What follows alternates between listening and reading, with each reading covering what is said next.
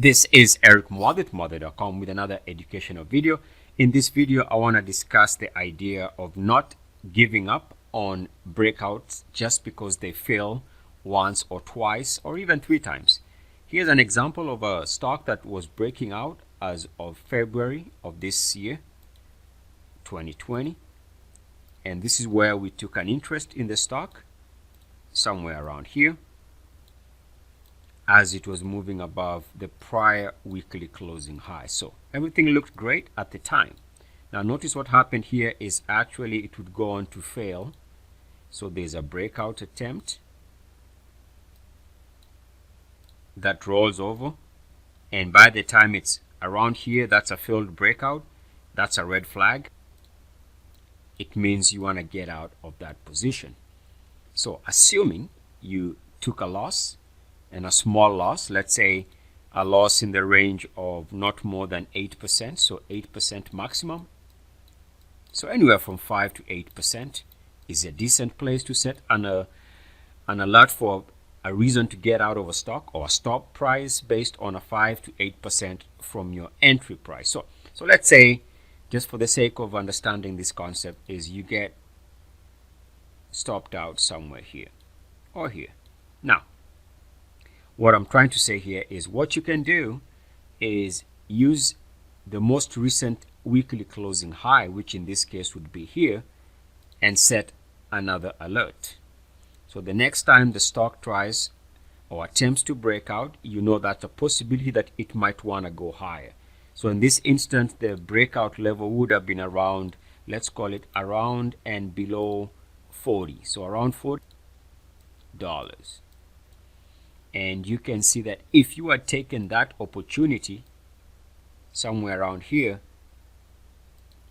the results were a little bit different. Now, by the way, one thing you don't see, because I haven't highlighted this, is there's another failed breakout right here.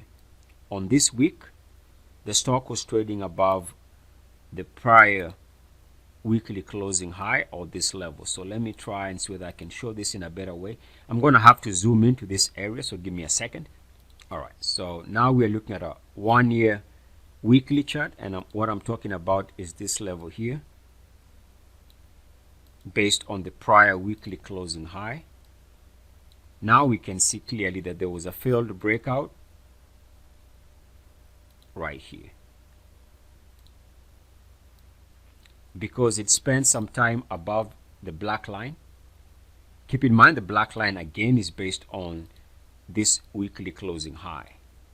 So we have a failed breakout, but you see that it comes back and does another attempt, and this time this attempt is now the one that would end up being successful. It's another way of saying that the prior breakout, this breakout here, was not successful, because we can see that the stock rolled over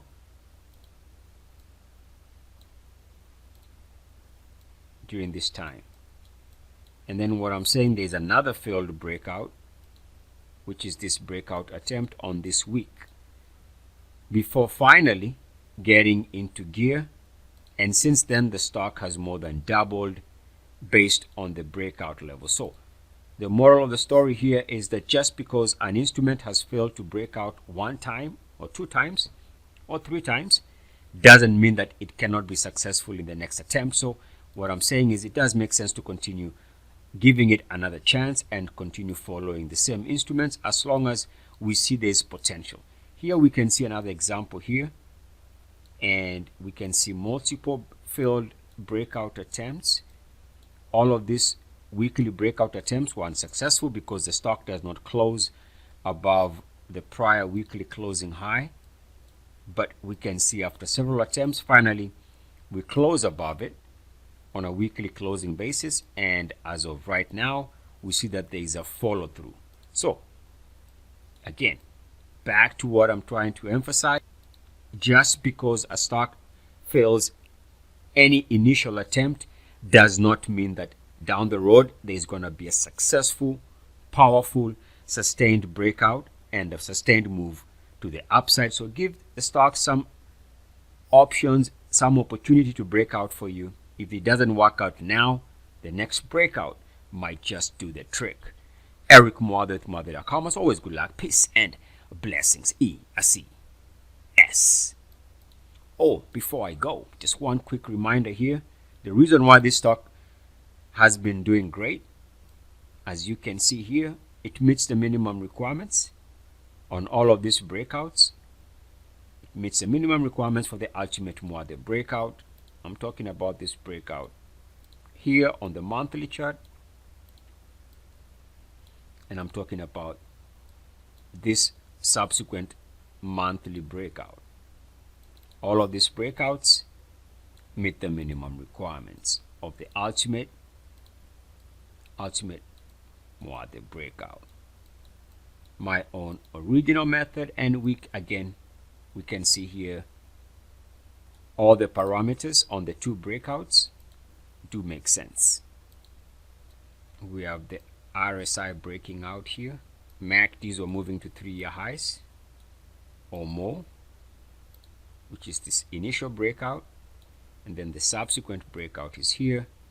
And again, we can see RSI breaking out again, staying above 69.1.